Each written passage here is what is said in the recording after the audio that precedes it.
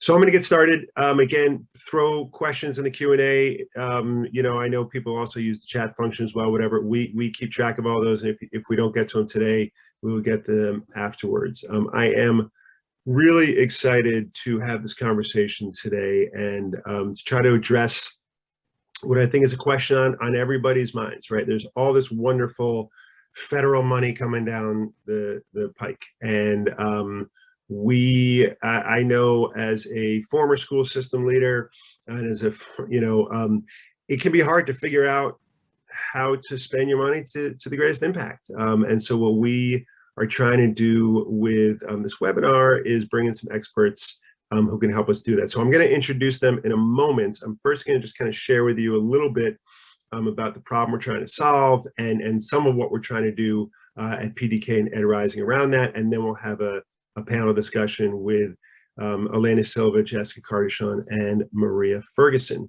So we know that Grow Your Own programs have been growing, right? We know we're seeing more and more programs throughout the country that is focused on high schools, focused on paraeducators, focused on career switchers, focused on a whole bunch of things. We're going to talk about that. The question is, how do we make sure that we are inspiring people to consider teaching? Because we know we have a problem, right? I'm not going to read these slides to you. We know this information, right? Not only are there not enough people who want to become teachers, there are, unfortunately, we found in our poll a few years ago that for the first time, the majority of Americans don't even want their kids to become teachers. We see shortages in content areas. We're seeing a decline in educator prep programs, and we're also seeing a retention problem as well. So we know that there's a problem going on in just attracting people and keeping them in the profession in general. And we also know that everybody wants to improve the diversity of their teachers, right? We want to make sure that teachers reflect the kids that they're actually teaching. And we know the stats on this, right? 77% of teachers are women. And while we've actually seen a little bit of a shift in the younger generation of teachers, we're seeing a much more diverse set of younger teachers. We still know that most teachers do not reflect the makeup of their of the kids they're teaching, and this is a challenge because we also know that not only does it cost money to replace a teacher in a rural or suburban area, right? We know that students of color benefit from having a teacher that looks like them in their classroom. So there are all these reasons why we have to address these issues and make sure that we have consistent and coherent strategies. So at Ed Rising, I'm going to give you just a couple-minute version. It's all on our website. I'm not going to go into details about it, but please just go to edrising.org. We really try to help communities with what we call a four-pronged approach, right? You have your school district, you have your Institute of Higher Education, you have your state departments and legislative bodies, and then you have your local philanthropists. I would also include the unions in that because the unions are so important, great supporters of ours and essential to this. But everyone comes together to say, you know what, in the best models, they come together to say, let's make sure that we are ensuring that we have a pathway for our kids to inspire them to become teachers. We have in our Ed Rising program, we're a career technical student organization. We have chapters, we have our curriculum. Again, go on our website, take a look, but we have a really robust program throughout the country that helps communities actually do this work. We have our Growing the Teaching Profession Blueprint that really lays out very clearly how to go about starting a program, which I encourage you to take a look at. But the challenge becomes, right, how can we actually fund it, right? Does it, what are the best ways of funding it? So what I want to do today is engage our experts in a conversation about how to best fund and support, how federal funds, I should say, can best support Grow Your Own programs, right? Because we know cost is always an issue. And while there is more money than there's been in a while, there's also a funding cliff. So we're going to talk about that today and hopefully give some good, our goal is to give good practical advice to folks to think about various funding sources. So I am Josh, if I didn't already introduce myself. I'm the CEO of PDK. I am thrilled that we have three, like if you want to talk experts, like all-star policy experts who are doing the work, you can't do better than this. So Jessica Cardichon is currently a Deputy Assistant Secretary in the U.S. Department of Ed. Has a long history in the policy arena, really brings some great expertise to that work. And we're thrilled to have her with us today. Maria Ferguson, I list her as a policy expert and Kappan columnist, but many of you may know Maria not only for her writing, but also for her leadership at the Center for Education Policy, and also former Assistant Secretary in the U.S. Department of Ed, and is knows a lot about education policy and how to make it work. And then Elena Silva is the Director of Pre-K-12 Ed Policy at New America, also again a policy expert, and the work that Elena and her team have done around grow your own programs is outstanding. And I think, you know what, I don't think we have a link here, but we can put it in the chat. If you just go onto the New America site and, type in GYO, you'll see the work that they've done. It's really fabulous to bring some sense and some order and some guidance to this work. So we're going to have a pretty open discussion about these issues so that we can give you all guidance and support as you're starting to think about your grow your own program. So I want to kind of start, and actually, Maria, I'm going to kick this, going to have you start with this sort of broad question around, from your perspective, you've written a lot about this, you look a lot, and you kind of have a really high level view. While I would like to think that every school superintendent and every school board and every Title I director makes really good decisions when it comes to using federal dollars, that's not always the case. Can you talk a little bit about what you've seen in terms of sort of good practices and maybe some not so good practices around just using federal dollars in general, right? And maybe even and I don't want to put you in the spot too much, but we had a stimulus package, was about 8 years ago, right? What do we learn from that? Like, what's just your broad sense of what some good practices and maybe not so good practices are when districts are thinking about using federal dollars? Yeah, it's a big question. So I'm going to try and answer it in a small way, just so as not to overwhelm. I do want to clarify, though, while I appreciate you saying that I was an assistant secretary, I actually worked for two great assistant secretaries, but actually never was one. And for my friend Jim Colmoose, who's probably watching, who was the assistant secretary that I worked for, hat tip to him. So just want to clarify. The problem when you don't have your notes right in front of you, you're speaking off. No worries at all. You get a correction. A couple of different things. I mean, one of the things that's always been super interesting to me was the phenomena with No Child Left Behind, but we've seen it play out in many other times before, of what's allowable and what's not allowable. A lot of times, I think at the state level, they read in things into the law that maybe necessarily really aren't there, and they actually do have more latitude and do have more flexibility than they think, but for a whole range of reasons, they sort of fall into line moving in one direction and then feed off each other. So sometimes it's really just not fully comprehending what the law will allow them to do, and then having the agency, the comfort, whatever it is, to actually act on it. The State Department leaders, for good reason over the years, do tend sometimes to be cautious about how they use those dollars. They don't want to get dinged. They don't want to get in trouble. And, when you have that kind of overlay, it can really sometimes hinder innovation. This is all sort of normal human behavior, but it almost takes like an extra effort to sort of remind them that, you can be bold, you can take some chances. And I think we've seen more and more of that in the last decade. I mean, I think the other thing, one of the biggest issues that I've seen over the years is just the lack of sort of nimble evaluation, if you will. So being able to evaluate how they're using those funds and then make mid-course corrections as needed. Sometimes what happens, I think, at the state and local level is the record gets stuck on autoplay, the song gets stuck and it keeps playing over and over again. When things aren't working, it's really important to be able to recognize that and have the courage to say, you know what, this didn't work. Let's learn from it. What did we learn? What didn't work? And let's use our funds in a way now. Let's try and pivot so we can use them more effectively. I think that's just, it is hard for big state departments and big districts to operate at that kind of nimble level. I'm gonna stop there. Yes, it is. So let's actually, and I really like the way you tee that up, because Jessica, I want to ask you, so you're working with Secretary Cardona, right, under the Biden administration, and you're thinking, okay, here's an opportunity to put some money, much needed money into public education. How are you all thinking about those funds, and what do you hope folks are using it for? And then specifically, like, I want to kind of hear broadly, and then specifically, how are you thinking about that around addressing the teacher shortage and grow your own programs, and things like that?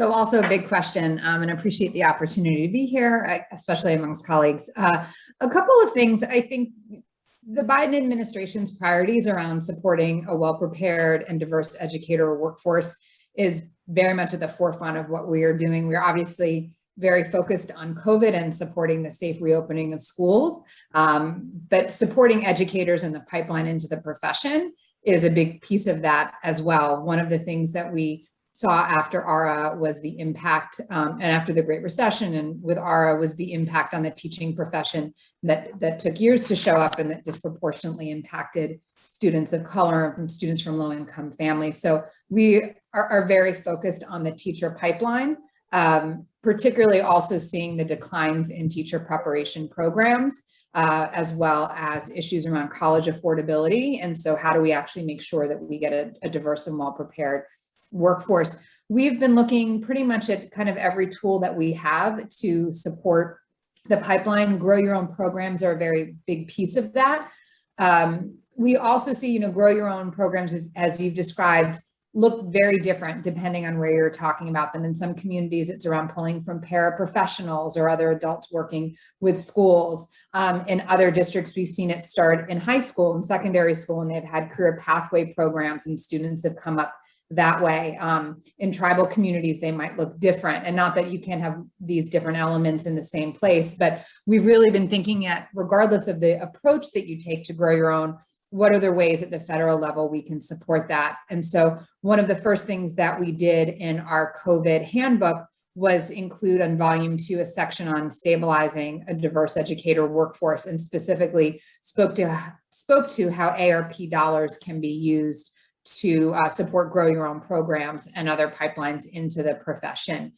Part of our Build Back Better agenda is a $9 billion investment in educators and everything from the pipeline through leadership. We see grow your own as a very big part of that agenda. It's reflected in our FY22 proposal. It is something we are trying to get more directed funds for, not only under the Teacher Quality Partnership Grant, but through other opportunities as well. As we're thinking long-term, we are also thinking about how we can support the use of CTE dollars, so funding under Perkins to support GYO programs at the high school, the secondary level. But to Maria's point, a lot of it is just letting people know, no, you actually can use these funds for these purposes, and also finding out if there are any additional barriers to doing that, as well as trying to get a significant increase in investments in these kinds of programs as well. Mm-hmm. That's great. And we're going to go back into some of those soon, but I want to turn to Elena, because you and your team, I think, like I mentioned before, and I should have put it on one of the slides, but again, folks, go to just New America and take a look at what they're doing in terms of what they pulled together. Like, what you all, Elena, at New America have been looking at this issue of grow your own programs for a while, right? And describe the landscape for us, right? Because again, this is a new arena in many ways, but can you just kind of describe the landscape for us and what you've been seeing nationally, what kinds of initiatives, and then kind of go into the idea of like, how are they being funded? What is resourcing these programs to get them moving? Sure. Yeah. Thank you. And I appreciate you pulling us all together and hosting this, Josh. And a big thanks to the amazing team of folks I work with at New America, because they're the ones doing the work. Amaya Garcia has been leading the GYO work for 5-6 years, far before I got into this. But we have done a tremendous amount of work, and we do have a big research foundation on grow your own programs. The work started, and I think this is worth noting because the seeds of this matter as much as where it is now. It started because of our work working with English learners, supporting English learners in schools. The school leaders kept saying they didn't have enough bilingual educators. We need more bilingual educators. And in fact, there are plenty of paraeducators all throughout these schools who are doing this work, but who don't have a path to being to becoming a fully certified teacher. And so there's right there your GYO opportunity. The work for us at least started there, where you're trying to get paraeducators to become already bilingual, to become bilingual educators. So our work has grown a lot, but again, the origins matter because it's still a big part of what we do. We also, I should say, have, as we get into talking about the CTE and workforce development funds, a youth apprenticeship program as well. So we have a youth apprenticeship network where we're trying to understand how to support high school youth going through post-secondary and career and higher education. At the same time that we have this Grow Your Own Educator work, and I would say, a lot of expertise and research on teacher preparation broadly. So there's a lot of connections, there's a lot of pieces here. When you say the GYO landscape, it is in the context of all of that happening at once. So that's important to note. For us, it stems again from a commitment to creating pathways that serve students who historically and still aren't well served. So keeping our eye on that ball also is really important. Putting that all together, there's tremendous opportunity. I think Jessica's right, Maria as well, that especially with this administration, there are a lot of questions to work with, but there's a lot of opportunity. There's a tremendous amount that we can leverage right now. Pulling it together, again, thank you for doing that. Pulling all of these pieces together into a conversation is really important. We've had a lot of conversations about this and have a lot of questions ourselves. The GYO right now, GYO is growing more than we would have expected when we started this work years ago. We didn't anticipate necessarily that it would become such a big movement. And in fact, early on had conversations about that. Do we say movement? Is it actually a movement? I mean, I think it surely is now. We launched a network of GYO educator programs earlier this year. It's a national network. So we have programs across the country. And we're doing that both to learn from them, to learn from the field, but also try to support that and support the work in the field. What we're seeing is, I think, as Jess said, that there's a lot of variability. Programs are doing GYO in a lot of different ways. Our emphasis is primarily on the paraeducator and adult community members. We have developed principles or elements of high quality GYO, which I think is important for framing this, because otherwise it could be anything. GYO could mean a lot of things. And so those principles matter a lot. So we have partnerships. It's got to be a partnership between your school district and your teacher preparation program and probably community organizations as well. It has to be paid work. This is a big issue when you think about teacher preparation in general. Paid mentored work experience for the pre-service teachers. You've got to have the wraparound services. And this all comes from our research where they're getting supports for testing, they're getting supports for all of the preparation that a lot of non-traditional students just don't have access to. Has to be community-based recruitment. Like we're recruiting from the community to stay in the community. So that's both recruitment and a retention piece as well. And then you've got to have pathways that go all the way through.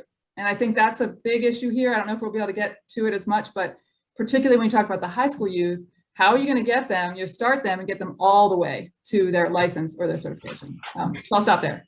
No, well, I appreciate you bringing that up. It's something we're definitely going to get to, but I want to sort of go back a little bit and be a little more specific, and anybody can answer this. So it's not like these funding sources are new, right?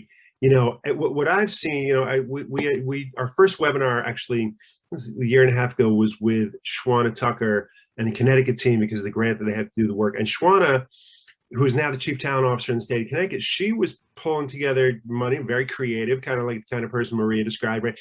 Creative and innovative. So it's not like it's new. There are new funding sources we're going to talk about, but what are some of the existing funding sources that have been able to support this kind of work, whether at the high school level? I know there's community college questions that come up, there's paraeducators, career switchers, whatever it may be. Like, what are some of the funding sources that have always been available to help get Grow Your Own programs moving? Who wants to take that one?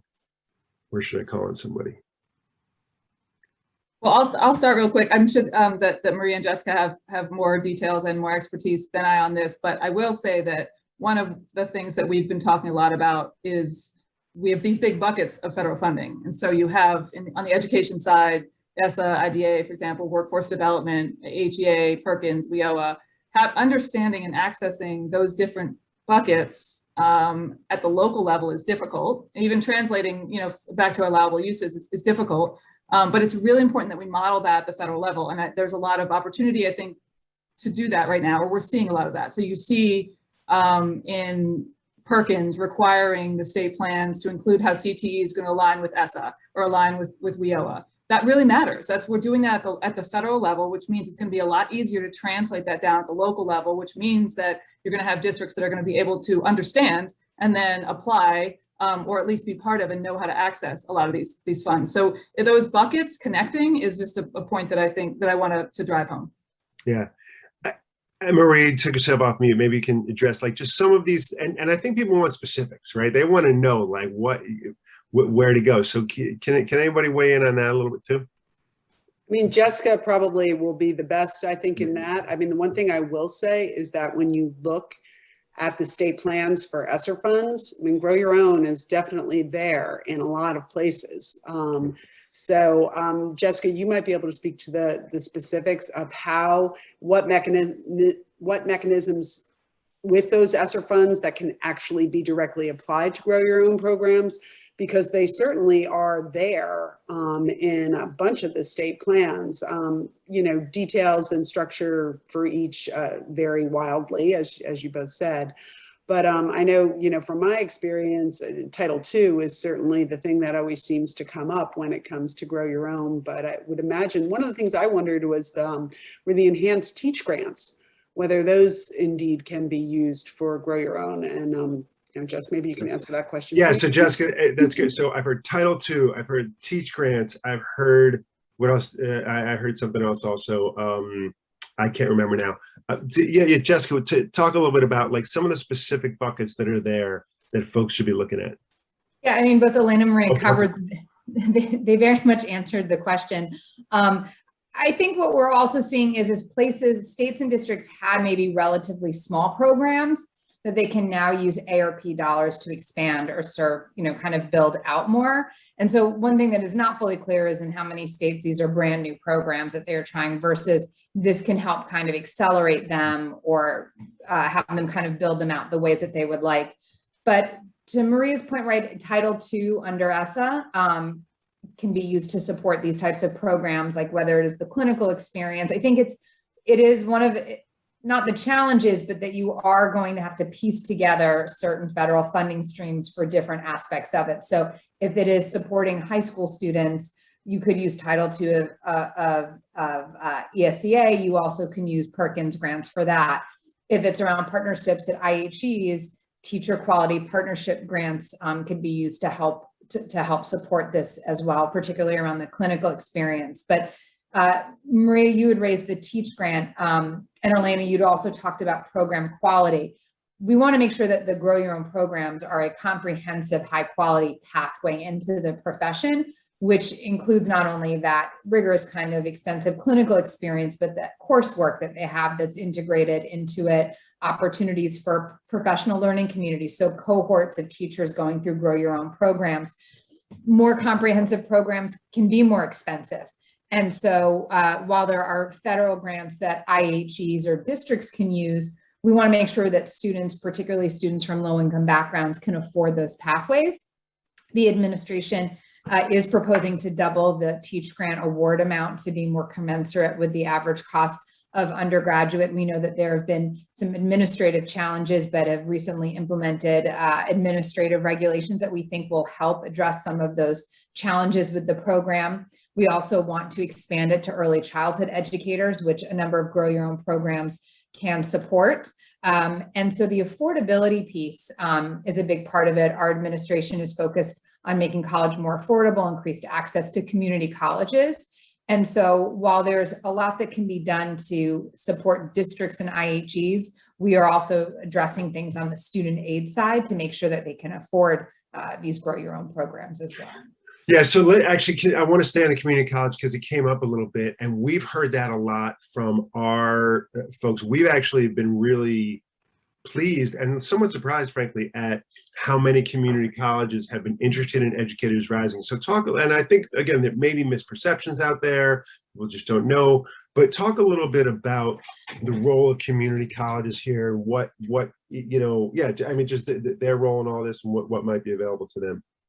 Well, we think one, there's a district I know in North Carolina where it's part of their pathway, but they have dual enrollment, early college, they partner with a community college. So you can take some of the foundational coursework in education. So child or adolescent development, other practices. So you can partner with community colleges to get that experience as well and get those credits under your belt. One of the things, we've also been very focused on teacher compensation. And while we're trying to figure out what we can do at the federal level to help support states in providing a competitive wage for teachers, if we can make sure that teachers aren't saddled with high student debt when they enter into the profession, that is something that we were thinking about. So community colleges, if you've got either a free or low cost initial 2 years, the amount of debt that you might potentially accumulate in those, your junior and senior year might be different. But then we are also looking into loan forgiveness and service scholarship programs as well in exchange for a service commitment. But we do think, right, that debt piece is really important. The public service loan forgiveness program is one way.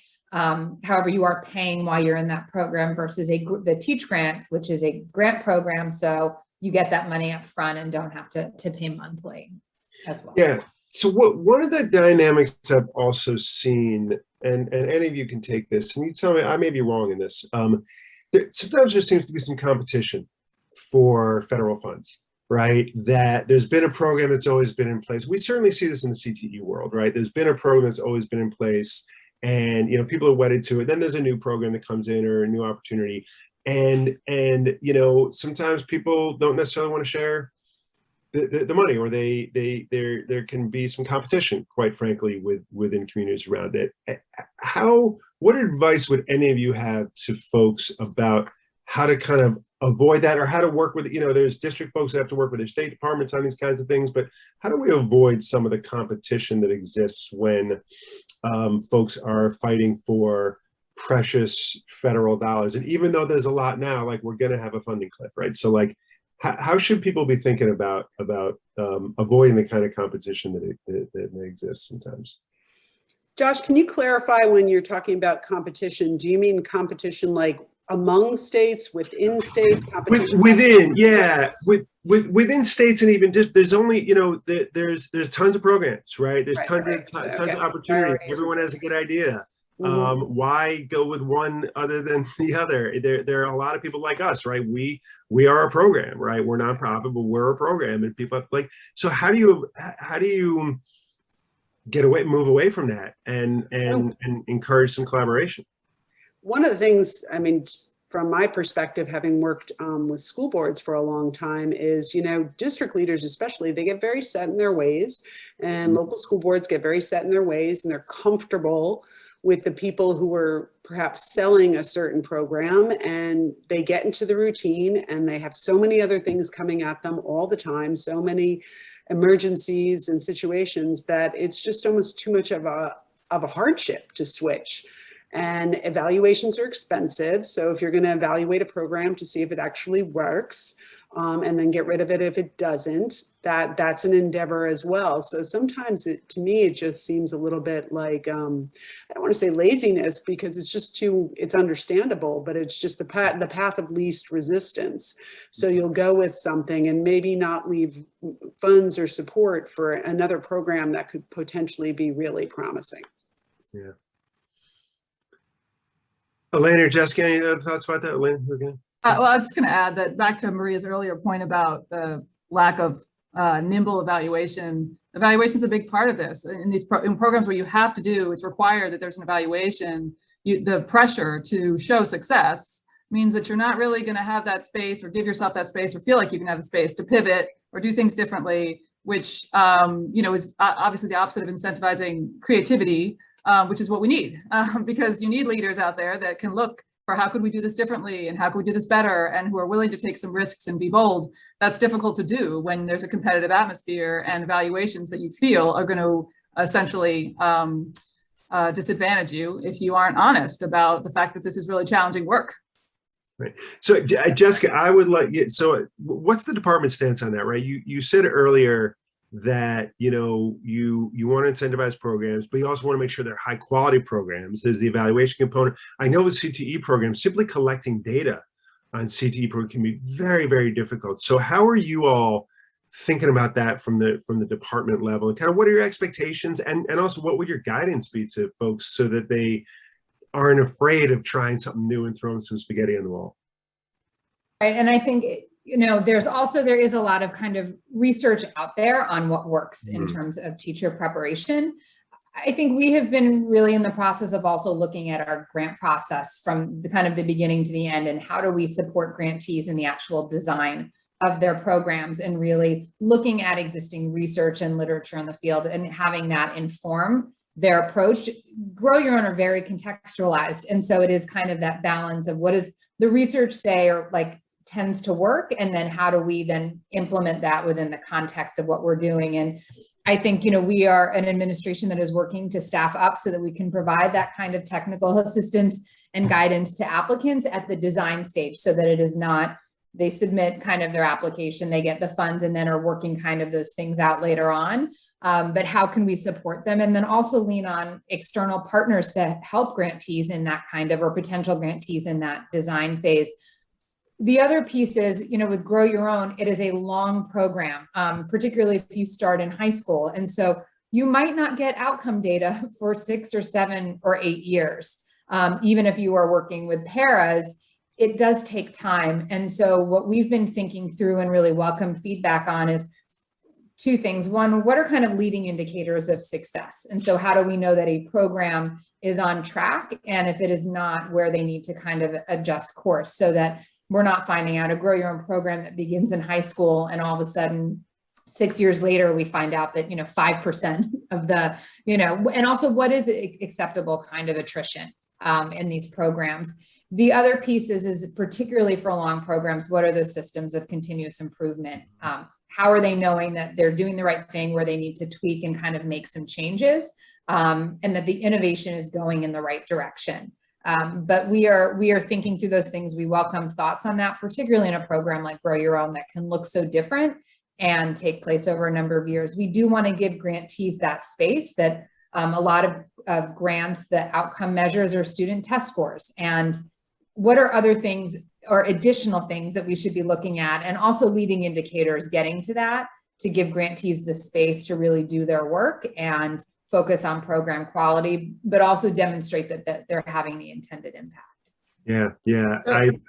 Yeah, please, Elena. So I was going to ask Jess, we go back to community colleges for a minute, because I wanted to just highlight that the GYO programs that we've been working with and studying, the community college is just central to this. So when you talk about this pathway that's actually quite long, the community colleges are right there in the center, and they matter a lot, particularly because a big goal, as you mentioned in the very beginning, Josh, is to diversify our teacher workforce. So we're trying to pull in different people into the teacher workforce who have historically and still are like not in the workforce. A colleague of mine, Roxanne Garza, who is now at Unidos, did a piece on the Latino teacher pipeline some years ago, and you see the fallouts. Yep. And one way to keep it going is if you have programs that are going from high school through the community college and then into a 4-year, or at least getting those last two years funded. Obviously, states that have free community college, or don't have lower cost community college, a lot of that can be taken care of, or at least it's a lot easier, because you only have to look at funding that last 2 years when you talk about funding the candidates. We're doing a lot of work too, I should note, at New America around community college baccalaureate programs. So again, with all these things being connected, most of these teachers, when we talk about Grow Your Own programs, particularly in rural areas, there's not like a 4-year university like down the street. You know, they're going to community colleges. That's what's set up. If we can make a way for those community colleges to get them through to become teachers, that's how you actually get Grow Your Own to work.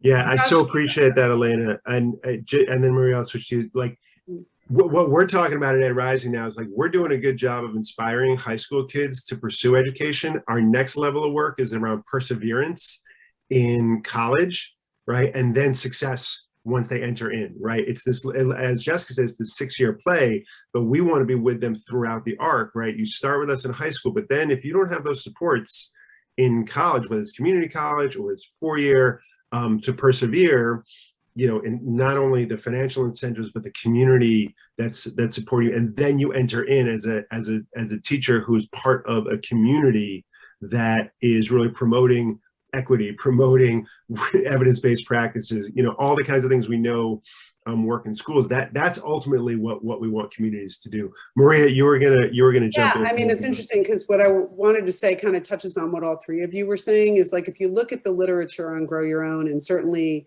I've spent a fair bit of time perusing the state plans, they tend to fall into two categories, like the efforts to sort of like deal with teacher shortages in either specific or general area, and some places are indeed dealing with pretty significant shortages, and then creating a more diversified teaching pool and retaining one over time. And Elena, your point about the community colleges is so true, because the strategies for doing each one of those things are different, because in order to really create a diverse teaching pool now that's going to last over time, that requires a little bit more of a premeditated, carefully curated kind of endeavor than looking to fill capacity immediately. I'm not suggesting that that's not important, but it does require a different set of things. And to me, the one common thing between both of those is community colleges. They are the workhorse of communities. So if you want to sort of like tap both needs, community colleges are an excellent and important part of any strategy, because they do tend to operate in both worlds. You're growing teachers, but you're also growing teachers that reflect the communities in which they may eventually serve. So I just think it's important that there's this understanding that a true commitment to a Grow Your Own program that is culturally responsible to the community in which it will serve and to a larger, more diverse teaching pool is no easy endeavor. Right. And so places like Ed Rising and others who have blueprints and things, and certainly New America's Research, it's really important because it's hard to do. Yep. So on that note, what have you all seen? And this might be a question for you, Elena, but I'm also curious, Jessica, what you've seen. Like, who's doing this well? Right? Who do you see that's doing it well? And by well, it may be in its nascent stages, right? No one has yet had the success. I keep telling people our oldest kids are sophomores in college right now, so we haven't seen the impact yet. Right? But who out there is doing this well? What are some models of good practices? I mean, I'm impressed with Tennessee. Elena, you know more. Elena, you want to jump in on that? There are a lot of models out there. I mean, what I was going to say, there's a lot of different people, different programs are doing certain parts differently and better.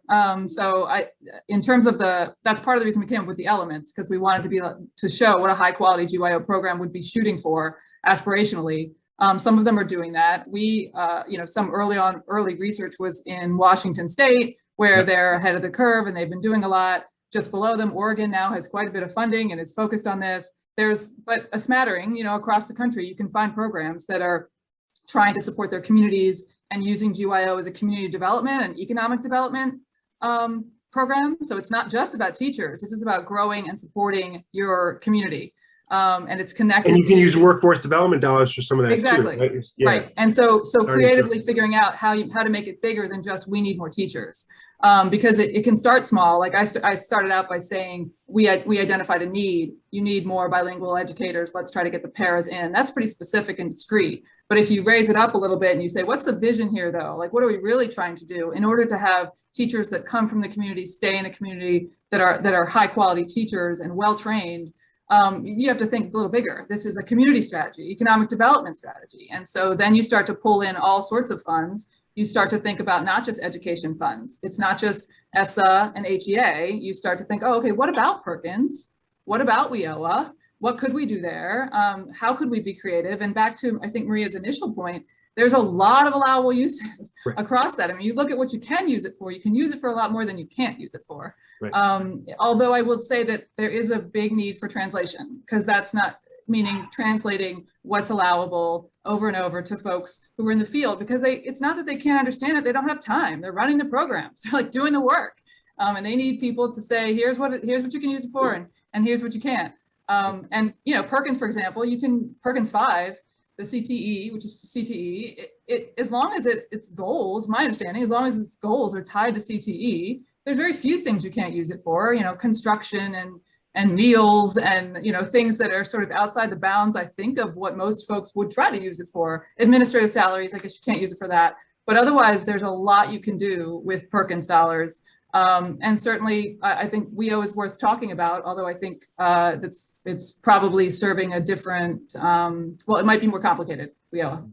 So I want to, because we're going to wrap up soon, and Jessica, I want to go back to you and ask you something. I also want to remind everybody, we have been tracking everything in the chat and Q&A. Some of them we won't get to. We're going to circle back later and put it on our website because some of it's a little more detailed. But Jessica, as you think of this, and I sort of, the federal government, of course, looms so large, but at the same time, you don't have direct control in many ways. And it's, it might be someone at a community college. It might be someone in an institute or higher ed and a teacher prep program. It could be someone, we have nonprofits and communities, could be someone in a union, could be someone in a school district, right? Who's trying to figure all of this out. And as you're thinking from your perspective at the U.S. Department of Ed, what's the couple pieces of advice you would give to folks as what are you kind of hoping for that they do with the opportunity that's in front of them right now